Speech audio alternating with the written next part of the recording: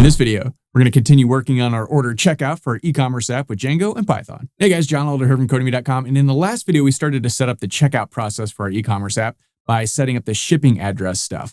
In this video, we want to take that shipping address and sort of move it over to the next phase where we can start to collect the billing information. So we're going to need a billing address and credit card information. Now, processing credit cards is a whole thing. It's going to take us several videos to get to that. In this video, I just want to lay the groundwork and foundation so we can start to collect this billing information, and then we can do something with it as far as processing the orders in the next couple of videos or so. So let's head over to our code. I'm using the Sublime Text Editor in the Git Bash terminal as always. And as always, you can find a link to the code in the pinned comment section below, as well as a link to the playlist with all the other videos in this Django e-commerce series. So check that out if you haven't so far. And if you like this video and want to see more like it, be sure to smash the like button below, subscribe to the channel, give me a thumbs up for the YouTube algorithm, and check out Codemy.com where I have dozens of courses with thousands of videos that teach you to code. Use coupon code YouTube50 to get 50% off lifetime membership. It's all my courses, videos, and books for one-time fee, which is insanely cheap. Okay, super fast recap just to see where we're at. So if we're on the home page, we click on the cart. We've got a couple of things. I'm logged in right now. We can hit checkout, and now we have this form that has our saved shipping information if we have it. If we don't have it already saved previously, we can enter it in. Now we want to click this button and sort of go to the next step, which is to get the billing process. Right now, if we click this button, nothing actually happens. We didn't set anything up to do anything with this button in the last video, so we need to start to work on that now. So let's head back over to our code, and let's go to our payment views.py file. And actually, let's go to our templates, payments, and our checkout page. So down here, when we have this continue to billing button, here we've got our form. We didn't actually set it up to actually work yet. So let's go form method equals post. We want to post this guy. Normally we would send it back to its own page in order to process it, but this is a little bit different. We're not really saving anything to the database at this point. We're just taking the information and moving it to the next step. So we don't need to sort of post it back to itself. We want to post it to that next step page. So let's give this an action equal, and this is going to be a Django URL tag. Let's send this to a page called billing_info or something like that. It really doesn't matter what we call it. I will create this in just a second. Now, as always with all Django forms, we need a CSRF_token, which is a cross-site request forgery token, so hackers can't get us. And then we need to come down here to underneath our button and close that form tag. That should work. So now we need this billing info page. So let's first go to our urls.py and let's knock it out right here. Let's give this a path to billing info. We want this to point to views.billing info, and let's give this a name of billing info. Forget our comma at the end there. All right, so go ahead and save that. Now we need an HTML template for that. So let's go to our payment in our templates directory here, create a new file, and go file save as, and let's call this billing_info.html.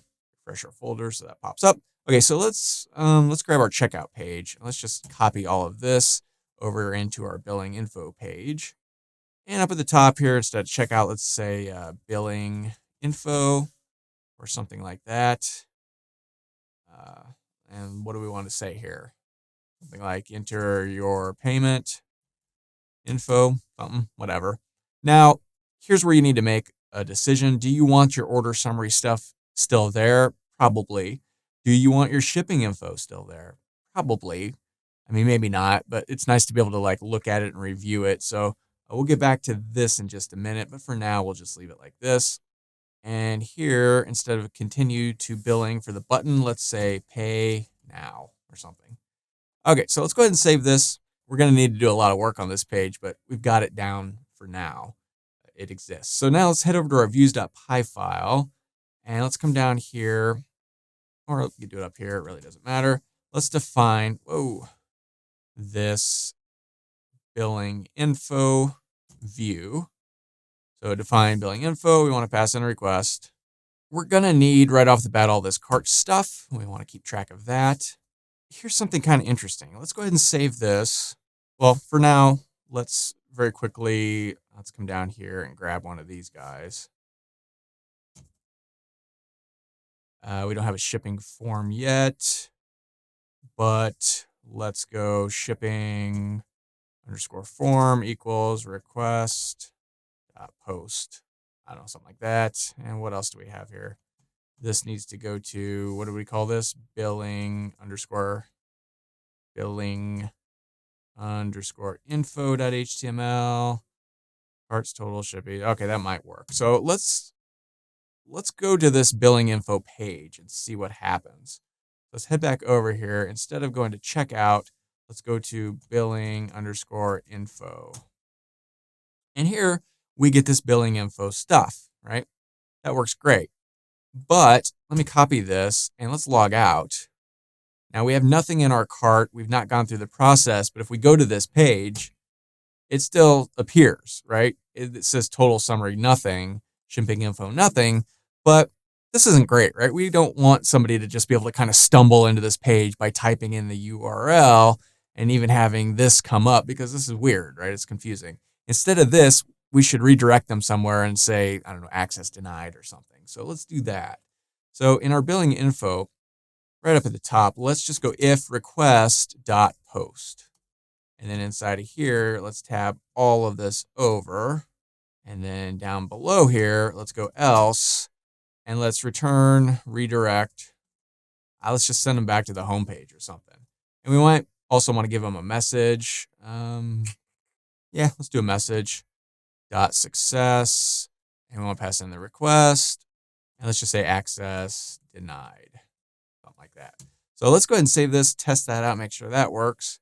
So now if we just go to this page, message is not defined. We've got to import messages up here at the top.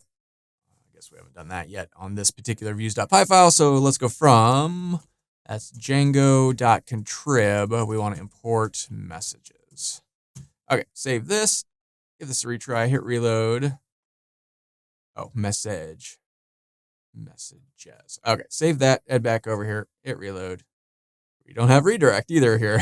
All right, we added these things to our other views.py files, but I guess not in this one. So up here in from Django.shortcuts, we want to import render and redirect. Okay, that should do the trick, hopefully. Fingers crossed. Okay, we're getting 2 access denied ones, but if we go straight to this, it sends us back access denied. Okay, so that's good. Let's log in again, and let's go to our cart, and let's click checkout. And then this all looks in order, so it's continued to billing. And something has gone wrong there. We must not have saved our checkout page. Let's see. Yeah, let's go ahead and save that. Oh, we've got this. We've got this set up as an ahref link instead of a button. So let's change this button to an actual button of type equals submit. BTN secretary, instead of a closing A tag, this needs to be a closing button tag. So maybe we want to tab this over. So that looks good. Now let's hit reload. Continue to billing. It goes to the billing info page. It's got our order summary, but no shipping info yet. So, okay. So first, before we get into the billing stuff, let's put the shipping info here. Because even if you don't want to display it on the screen right now, like this might be too cluttered, you might want to take out the order summary, but we still need to pass that information on so that we can continue with the billing process, right? Same thing with shipping info. You may or may not want to actually put a recap on this particular page with the shipping info, but either way, even if you don't want to put it on the page, you still need to have it in the background sort of hiding so that we can use it later to fulfill the order, right? So we need to do something with that. So let's see, what do we want to do? So let's go to our views.py file. And here we're checking if, that they've come from the previous page. If they have filled out the form for the shipping info, click the billing button, and they've moved forward. If not, we get this error message. But inside of here, now we also need to account for whether or not they're logged in or not. So this is going to get really complicated really fast. So you really kind of need to wrap your brain around all this stuff to kind of keep it all separate. So inside of here, check to see if user is logged in. So here we want to go if request.user.is_authenticated. And we'll just pass for now. Else not logged in. And we'll just pass for now. Actually, let's grab this this guy first. And if they are logged in, we want to send them back to that page, right? Where we did shipping form. Instead of this, let's do shipping form request.post. Because remember, we're coming from the checkout page, right? We filled out that form and hit the button. When we hit that button, that form gets sent with the request, which gets passed into this new view right here. So we can grab that form that they filled out on the previous screen with a request.post. That's what we did a if statement on right there. But we can assign that to a shipping form variable and use it on the page. So let's go ahead and save this. And let's just see what that does. So we come back over here and let's go back. And here's our shipping info. We click continue. If we hit reload, nothing is showing up here. So we're passing that information, but it's not really getting output because on our billing info page here, when we come down to the shipping info section, we've got this set up as a form. It's no longer a form. It's just data, right? So we don't want this to be a form. So we'll take that out. And we don't want that. This pay now thing, we'll play with this in a minute. But this, like I said, this is not a form. It's not shipping form as P, it's just shipping form. And that's not a form, that's just what we called it. Now that's kind of silly calling it that. It's kind of confusing. So instead of calling shipping form, let's call this shipping info maybe. So it's just sort of easier to keep track so it doesn't seem weird. So instead of shipping form, this will be shipping info. So if we save this and come back over here and hit reload and see what we have this dictionary thing with all of this weird stuff. Now you can see it's got the CSRF token from that form it's passed, and then it's got shipping full name, shipping email, shipping address 1, shipping address 2, blah, blah, blah, which is all the stuff from our forms.py file for our shipping form, right? It's got all this stuff. So we can now output that onto the screen however we want. So now if we come through here and put shipping info dot, we can call anything from that whole batch of information. So if we call it shipping underscore full underscore name, which I think go to forms dot, shipping underscore full underscore name. If we come back over here and hit and save this and then reload this guy, we see John Elder. So we can kind of play around with this if we want, right? Let's go name and give a line break. And then what do we got? We got email, address 1, address 2, city, state, zip code, and country. So we can very quickly just knock out email and then address 1, address 2, city, state, zip code, and country. So name, email 1, address 2, name, email, address 1, address 2, city, state, zip code, country. I think that's all of them, right? Yeah. So then here, we'll just, let's just copy this whole thing. And let's just bop them in for all of these. Space there. So this is going to be shipping dash email, shipping dash address 1. It's kind of tedious. Shipping dash address 2. Shipping city. Shipping info dot shipping underscore state. And then zip code. And finally, country. Now, let's give another line break here and let's create a quick button. And let's say update shipping. And inside of here, this will be a Django URL tag. And we want to send it back to our checkout page, right? So that's going to be checkout. And we want to give this a class of btn secondary. Okay, let's save this. See how badly we messed that one up. Okay, so name, email, address 1, address 2, city, state, zip code, update shipping. We click on this. It goes back. Okay, and there we go. So now let's head back to our views.py file and let's copy this and let's paste it into the not logged in one. So now let's come back over here and let's go to our billing info page and let's grab this card that we just created. And let's put another line break and pop in another one. Instead of it saying shipping info, let's have it say billing info. And instead of doing all of this stuff, we want none of this stuff. So let's save this, head back over here, reload. Okay, so now we have this billing info stuff.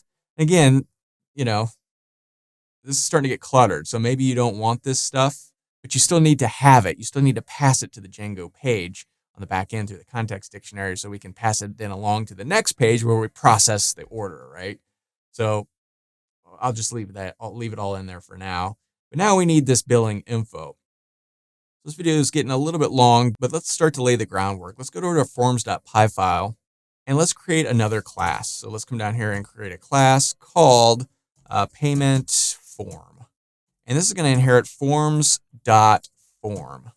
Before, we inherited forms.modelForm because we were taking the form and accessing the model of the database, right? We're not going to do that this time because we're going to collect credit card information, and we really don't want to store this credit card information on our server because we're going to connect probably to Stripe in order to process the order. And so we want to send that information to Stripe. We don't want to save it because there's all kinds of laws involved with saving credit card numbers on your web server in your database. And we just don't want to deal with any of that stuff. It's incredibly complicated, and there's no real reason to save all that stuff. Stripe will save it on their website and process it and do all the things. We don't need to save it. We don't want to save it. So we're not going to save it. We're not going to use a model form. We're just going to use a regular form to grab the data and then do something with it, send it over to Stripe later on, right? So inside of here, we're going to need a few things, and we're going to change all this stuff moving forward. But for now, let's call card name, and we want a card underscore number, and we want a card expiration date. We want a card, CVV number, that little security code on the back of your card, usually 3 digits. We want a card billing address, so a card address 1. We want a card address 2. Now you're asking yourself, hey, don't we have shipping information, shipping addresses and stuff? Yeah, but a lot of times credit card number billing addresses are different than shipping addresses.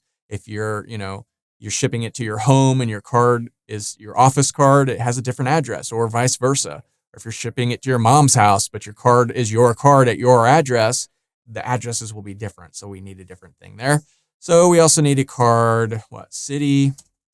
We need a card state.